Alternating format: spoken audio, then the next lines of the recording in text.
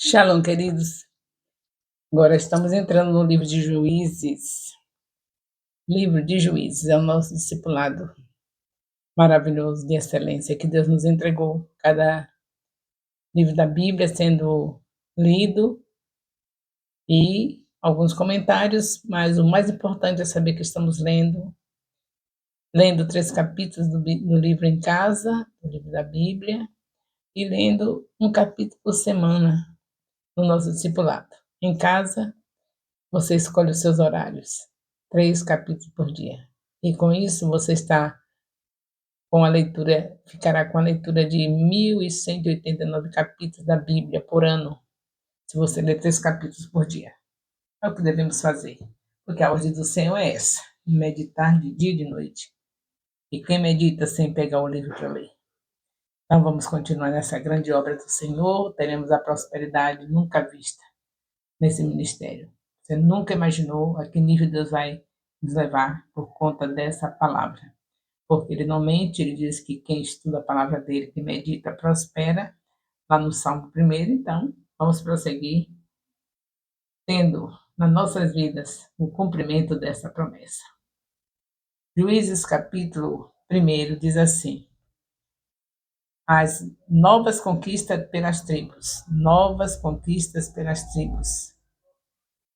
Diz assim: depois da morte de Josué, os filhos de Israel consultaram ao Senhor, dizendo: quem de nós será a primeira tribo a lutar contra os cananeus? O Senhor respondeu: a tribo de Judá será a primeira. Eis que entreguei a terra nas mãos dessa tribo. Então, a tribo de Judá ficou responsável para ser a primeira tribo que estaria lutando contra os cananeus. Lembre que quando Deus falou que Josué já estava idoso, aqui no livro de Josué ele falou isso, e que agora ele estaria deixando de lutar, e teve todas as vitórias em tudo, mas ainda tinha muita terra para ser conquistada, e o Senhor mandou que ele parasse por causa da idade. Vocês viram isso, não foi? No discipulado que passou no livro de Josué. Agora Deus aqui está mandando que a tribo de Judá tome a frente dessa conquista da terra. Louvado seja Deus, né? O Senhor está mostrando que há uma necessidade de termos sucessores. Você, para ser um bom líder, tem que ter sucessores. Todo bom líder tem sucessores. E nós vemos que não tem nenhum líder que não falha. E a falha de Josué foi justamente nessa parte aí. Ele foi maravilhoso, guerreiro, valente, ficou realmente na palavra que o Senhor tem dito a ele, seja corajoso, ele foi mesmo, venceu todas as batalhas, porém não deixou um sucessor. Então aprenda essa lição logo aqui de começo. Não fique sem se preocupar com quem vai lhe suceder. Tem que ter essa preocupação e tem que ter essa atitude de preparar alguém, porque nenhum de nós aqui somos eternos. Nós iremos para a eternidade, viveremos com Jesus para sempre, ele virá nos buscar, nós iremos para uma cidade onde não precisa do sol, porque ele é o brilho, mas nós iremos, como está escrito em Atos 1:11. Porém, aqui na terra, nós temos que ter sucessores. Então, cada discipulador esteja tendo seus discípulos como seus sucessores. Não pense que é algo que vai ficar somente na sua vida, que só você vai ficar o tempo todo com esses discípulos aí, todo dia, todo ano, toda hora. Não. Você está preparando sucessores. Não porque você já esteja no momento de partir para o Senhor Jesus, mas porque você precisa que eles treinem com você vivo, e eles treinando, você discipulando e vendo os seus discípulos já discipulando também. E aí você tem consciência que no dia que sair da terra, eles estarão nesse processo maravilhoso de fazer também sucessores. Na verdade, Jesus Cristo, quando disse ir de fazer discípulos, ele já estava prevendo isso. Cada discipulador tivesse a certeza que estava apenas por uns dias ali, preparando para que eles estivessem ganhando almas, consolidando, discipulando e enviando. Então, é um processo contínuo. Então, se há alguém que tem que ter sucessor, é o discipulador. O discipulador está sendo o ponto assim, mais importante nesses últimos dias do nosso ministério aqui. Nós sabemos que o ministério já tem mais de 20 anos, e é os últimos dias não porque a gente fosse ter o fim, é porque o Senhor Jesus veio, né? Então, é os últimos dias para todos, os ministérios, para todos. E temos que estar aperfeiçoados. O Senhor caminha conosco para nos aperfeiçoar. Ele pegou todos nós como improváveis e nos torna aperfeiçoados nele. Então, é tempo da gente entender isso. E o ID do Senhor Jesus Cristo já é uma receita para a sucessão. Você consolida, você ganha, consolida, você discipula e envia. Então, já se foi um sucessor seu ali, para entrar no mesmo processo que você estava, porque você vai continuar tendo o mesmo processo.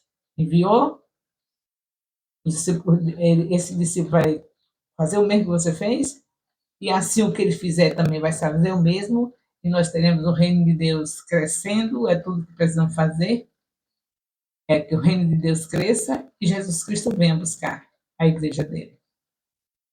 E Josué, como todo ser humano tem a sua. Não, nenhum é perfeito, e tanta maravilha que foi feita através das mãos de Josué, mas não teve um intercessor. Agora já está aqui as tribos procurando saber de Deus quem é que vai ficar na frente. Aí Deus diz que é a tribo de Judá. Então os filhos de Judá, os filhos de Judá, disseram aos seus irmãos da tribo de Simeão. A tribo de Judá que foi escolhida para ir fazer a obra que o Senhor mandou, de conquistar as terras, já vai chamando aqui agora Simeão. Começou bem, né? Porque não foi sozinho, já vai treinando alguém, né?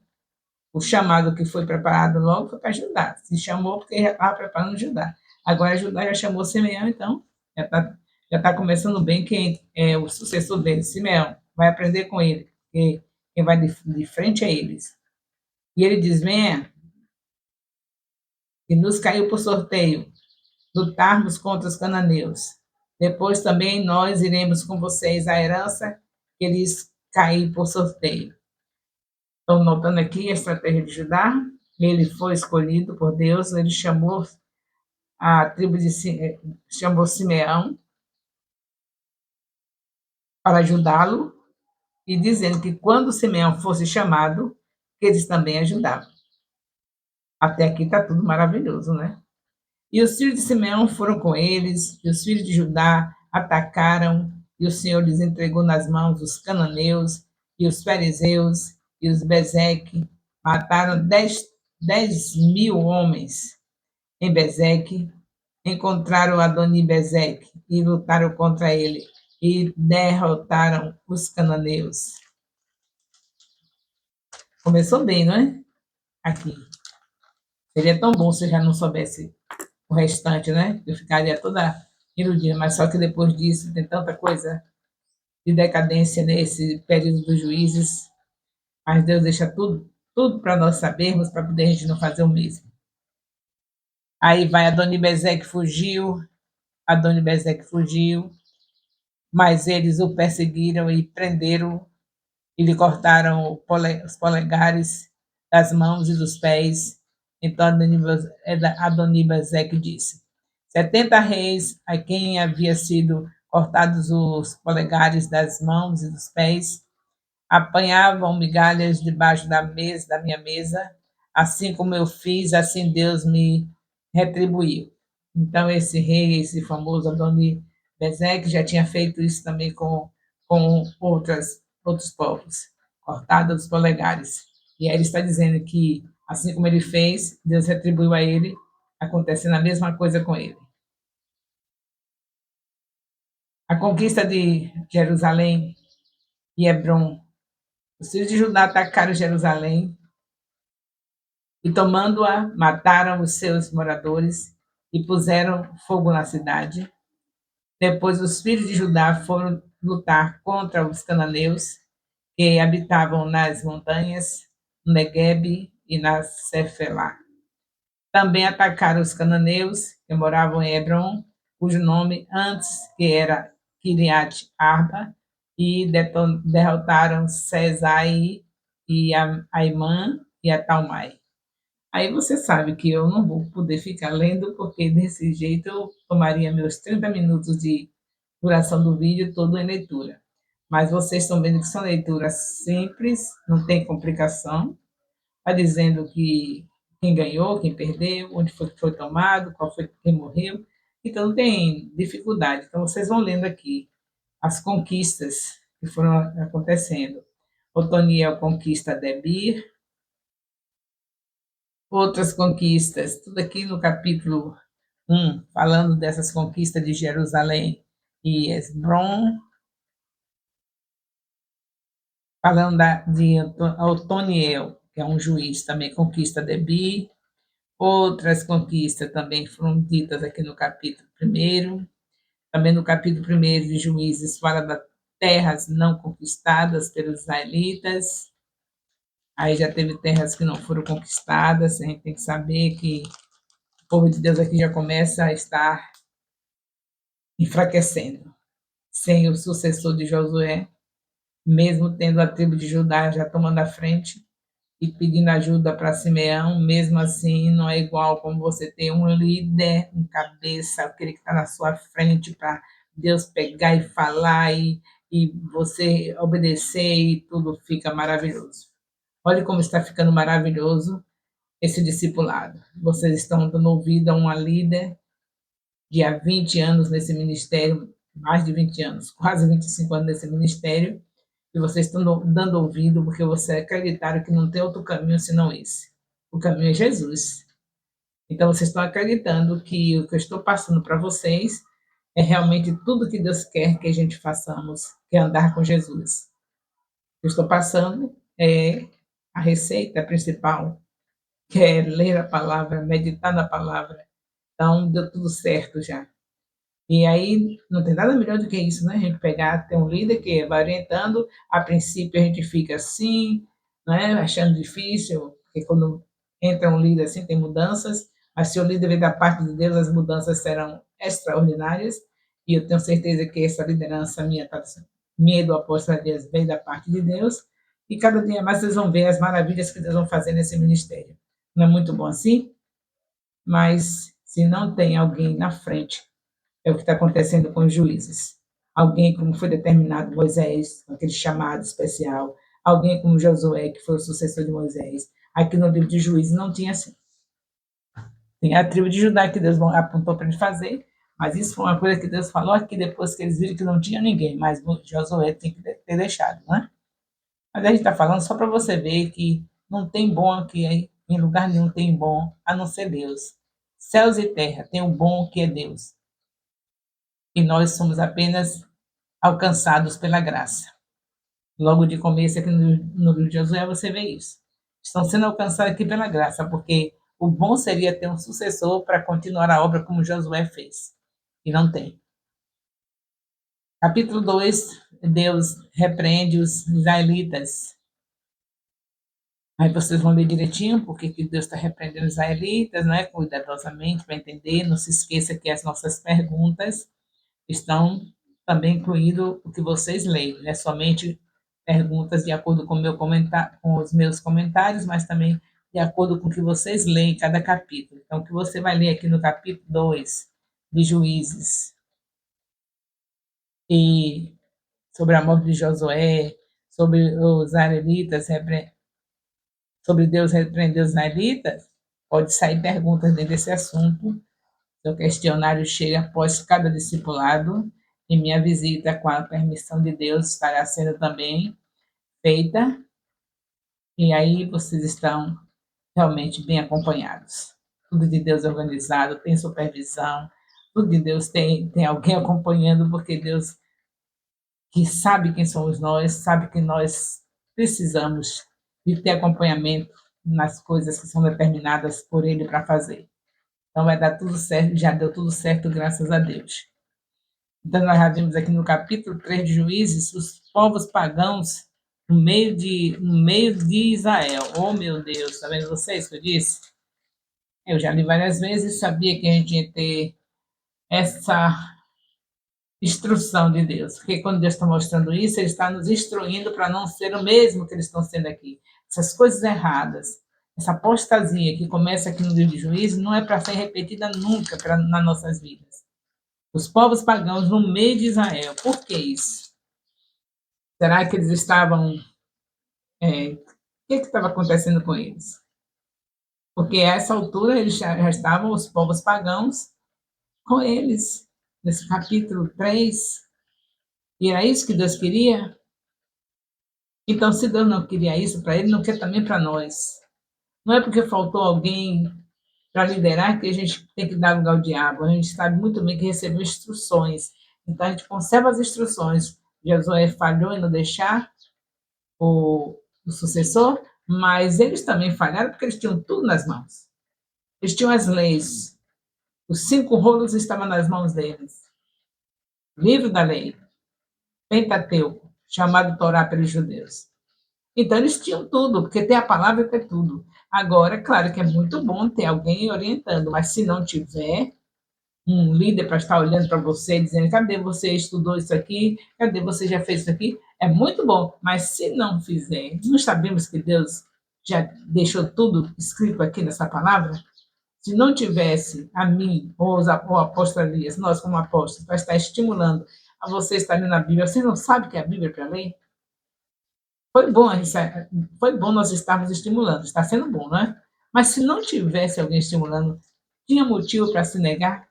Se já se sabe que a Bíblia é o livro que Deus deixou para os filhos de Deus como uma bússola para a defesa da nossa fé, para quando perguntarem a nossa razão em Cristo Jesus, a razão da sua fé qual é? Você vai dizer: a razão da minha fé é uma história maravilhosa de um Deus que me amou primeiro, de um Deus que foi capaz de mandar o seu único filho. E você conta a história toda como foi. Não dá para contar de vez, mas você marca assim no horário com aquela pessoa que lhe interrogou qual é a razão da sua fé. E aí você vai ter aquele horário semanal para dizer para ela toda a Bíblia para ela. Claro que não vai chegar nem na metade, ela já vai se converter. Porque ou se converteu, então será alguém totalmente triste em cima dessa terra, rejeitar o mais precioso que é a palavra de Deus.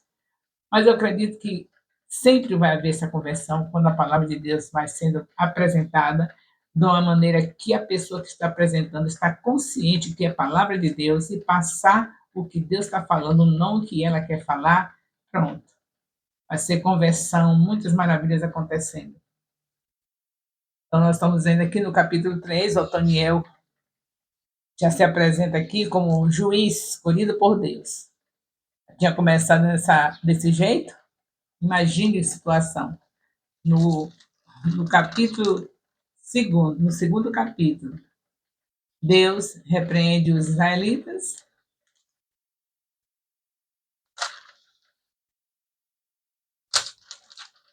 Um momentinho aqui, deixa eu ver o que foi que eu. Deus repreende os israelitas, no segundo capítulo, fala também sobre a morte de Josué, e no terceiro capítulo, os povos pagãos no meio de Israel. Deus aí disse o quê? Eu vou ter que entrar em cena novamente, de uma maneira total, porque Deus nunca deixa de estar em cena, né? Mas de uma maneira total. Escolhe Judá para estar na frente da conquista das terras. Agora já tem o povo misturado, já está misturado com os pagãos, aí Deus pega e escolhe um homem chamado Otoniel, primeiro juiz. E aí os filhos de Israel fizeram o que era mal aos olhos do Senhor e esqueceram do Senhor, seu Deus, e renderam cultos a Balaíns e aos postes da deusa Zera. Então a ira do Senhor se acendeu contra Israel e ele os entregou nas mãos de Cozã, Zataim, rei da Mesopotâmia, e os filhos de Israel serviam a Cozã e Zataim durante 8 anos. Vocês estão vendo por que isso aqui? Ele está servindo a Cusã Rizataim, rei da Mesopotâmia, Por quê? Consequência do que aconteceu aqui no começo do capítulo 3, que eles já estão no meio, os pagãos já estão no meio de Israel. Veja que no primeiro capítulo o Senhor mandou que Judá estivesse na frente, na conquista das terras, mas aqui no capítulo 3 já estão os pagãos no meio de Israel. Deus ficou muito irado e agora ele escolhe um homem para dirigir. Se esse homem for fiel, aí as coisas vão ficar bem. Tudo vai depender de quem Deus coloca na frente, se realmente é fiel a Deus, em tudo que ele mandar, falar com o povo, falar de acordo com Deus mandou, fazer de acordo com Deus mandou, aí as coisas ficam bem. É o que está aqui Deus mostrando para nós. E agora tem essa situação do povo de Deus, por causa de já estar misturado com os pagãos, já tem o castigo de ser entregue nas mãos de Cusã-Zataim, rei da Mesopotâmia, eles já estão nas mãos desse rei. E aí agora os filhos de Israel clamaram ao Senhor, e o Senhor lhe suscitou um libertador que os libertou. Está vendo por que vem agora o juiz, o primeiro juiz, o Daniel? Porque eles já começaram a fazer bobagem. A apostasia já está presente. Eles voltando atrás, desistindo de tudo que tinha prometido a Deus. Já estava no meio dos pagãos. E aí Deus entrega a eles a esse rei da Mesopotâmia, Cusã-Rezataim. Aí eles viram a coisa feia na mão desse rei da Mesopotâmia, os sofrimentos que já tinham passado algumas vezes, agora voltaram a ter, aí clamaram a Deus, e Deus deu Otaniel como primeiro juiz. Depois disso, depois de Otaniel, Deus entrega também Eude. Por quê? Por que entregou? Porque os filhos de Israel tornaram a fazer o que era mal aos olhos do Senhor, por isso o Senhor deu poder a Eglon, rei dos Moabitas, contra Israel, porque fizeram o que era mal aos olhos do Senhor. Eglon se juntou com os filhos de Amon e os amalequitas, foi e derrotou Israel, e eles se apoderaram da cidade das palmeiras, e os filhos de Israel serviram a Eglon, rei dos Moabitas, durante 18 anos. Está vendo novamente, queridos? Novamente, eles não ficam muito tempo firme com Deus. Não é assim que acontece com a gente. A gente está assim, aquele empolgamento e vai para o lugar secreto e começa aquela intimidade com Deus e todos os dias confessando pecados, relembrando tudo que Deus fez, relembrando o altar de bronze, do bezerro, do cordeiro que era morto, e a confissão dos pecados diariamente, e lembra que é purificado, porque lembra da pia de bronze que representava o sangue de Jesus, aquela água que ela limpava as mãos do sacerdote, e lembra do pão da proposição, que era o alimento, o pão vivo que descia do céu, que é Jesus. Lembra do candelabro, que é a luz que ilumina o Senhor Jesus e o Espírito Santo nos tomando. Lembra do altar do incensário, descendo o fogo de Deus sobre nossas vidas, e subindo o mesmo fogo que vem para nós, que não pode ser fogo estranho, que vem de Deus, sobe em direção ao Senhor como louvores ao Senhor, e a Arca da Aliança, lembrando tudo isso, e chorando na presença de Deus, e fazendo pedidos de que Senhor, me enche mais do teu Espírito Santo. Essa maravilha toda, a gente olha assim, pronto, agora vai.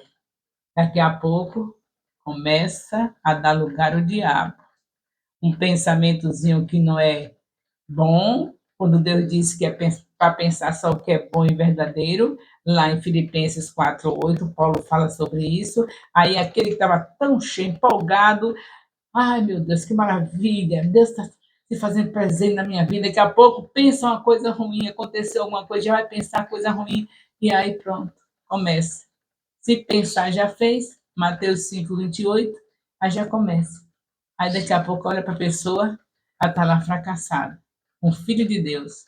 Aí Deus vem, na sua misericórdia, cria circunstâncias para que volte novamente a estar no estado que ele requer, que é cheio do Espírito Santo, cheio, transbordando.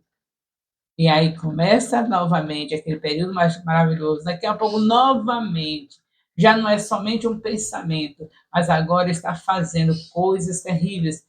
De repente, caiu numa cilada lá do diabo, e aí lá se vai novamente. E Deus o tempo todo assim, queridos. Não foi só na antiga aliança, não. Hoje com a igreja também.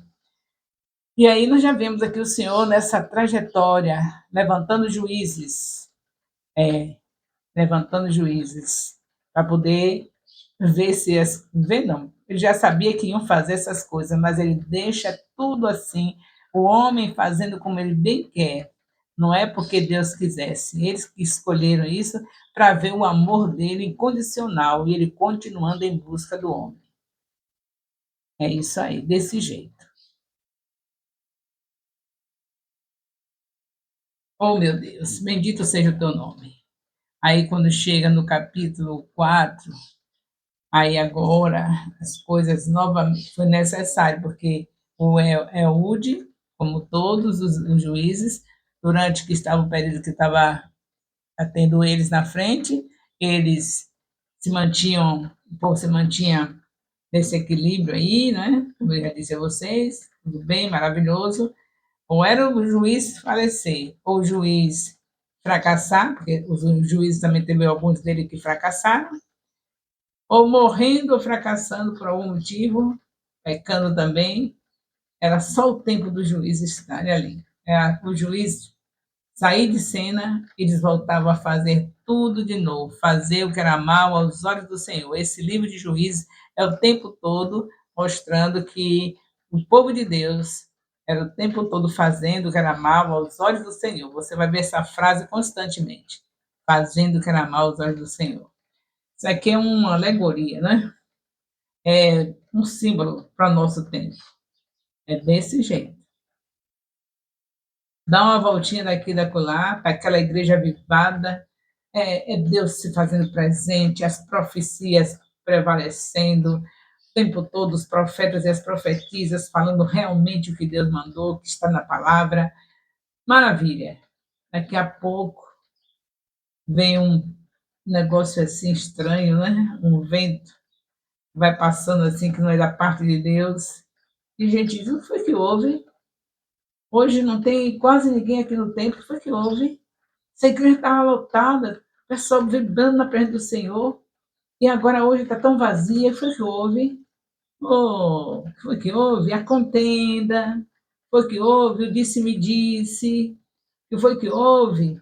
Aquela coisa triste que existe de o povo entender que deve ficar em casa sentado na frente do televisor, ouvindo o líder fulano de tal que está fazendo isso, fazendo aquilo, o líder não sei de quem que está orando pelas madrugadas, e oração da meia-noite, oração não sei de quê, e o povo já não está mais no templo, o povo já se afastou, nem parece que era aquela igreja que estava lotada de pessoas ouvindo as profecias, a palavra de Deus, e buscando mais a Deus, e vibrando na presença de Deus, e vidas sendo salvas, vidas sendo libertas, vidas sendo curadas, mas de repente passou aquele ventinho da contenda, daquela conversinha. Ah, minha filha, você já está cheia do Espírito Santo, você é uma adoradora que pode adorar em qualquer lugar, não é somente no templo, não. Você tem o Espírito Santo, fique em sua casa, vá para o lugar secreto e fique na frente do celular, só ouvindo aquele pregador que está trazendo cura, minha filha. Dá no mesmo, é a mesma coisa, não precisa ir para o templo, não.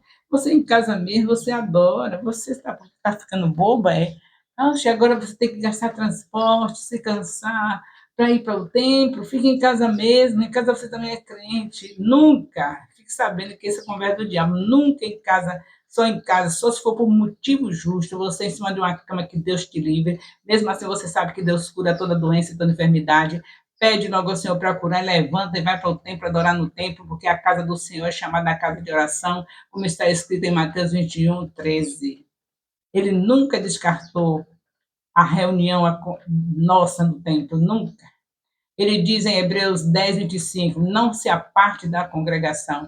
E aí vem um ventinho do cão, espalhando aquela conversa que você também tem o Espírito Santo, você adora em qualquer lugar, adora em casa, basta você ligar seu celular, seu televisor e ficar assistindo aquele pregador que é muito bom, você sabe? muito bom, mas não foi aquele que Deus colocou para tomar conta de você. A pessoa que Deus colocou para tomar conta de você é aquela pessoa que um dia falou para você de Jesus e você recebeu Jesus. E onde é que essa pessoa congrega? É nesse lugar que você vai congregar. E essa aliança é para sempre, até a volta do Senhor Jesus. É esse que é o seu lugar. Pois assim como acontecia aqui com juízes, eles faziam esse entravam nessa situação, tinha um juiz para orientar, estava ali pela graça. Quando o juiz morria ou também dava para trás, aí eles voltavam novamente àquele estado de apostasia, não parecia nem que um dia tinha sido avivado. Então, ficamos por aqui, entendendo o que Deus está falando, as leituras de cada capítulo, nós estaremos fazendo as perguntas, o questionário vai sempre para cada discípulo, e o discípulo devolve para o líder, para o discipulador passa para a apóstola Raina Nascimento. Porque tudo aqui é para nós estarmos na nossa mente, no nosso coração, para não termos dificuldade de chegarmos para a pessoa, falar de Jesus e ganhá-la para Jesus e discipulá-la, porque quem conhece a palavra, quem estuda a palavra, sabe muito bem que não tem outro trabalho para fazer que não seja esse, ganhar vidas. O amor de Deus, nosso Pai, a graça salvadora do nosso Senhor Jesus Cristo, a comunhão do Espírito Santo, seja com todos os discipuladores e discípulos do Ministério Apostólico Internacional, Filho de Jerusalém, desde agora e para sempre. Amém.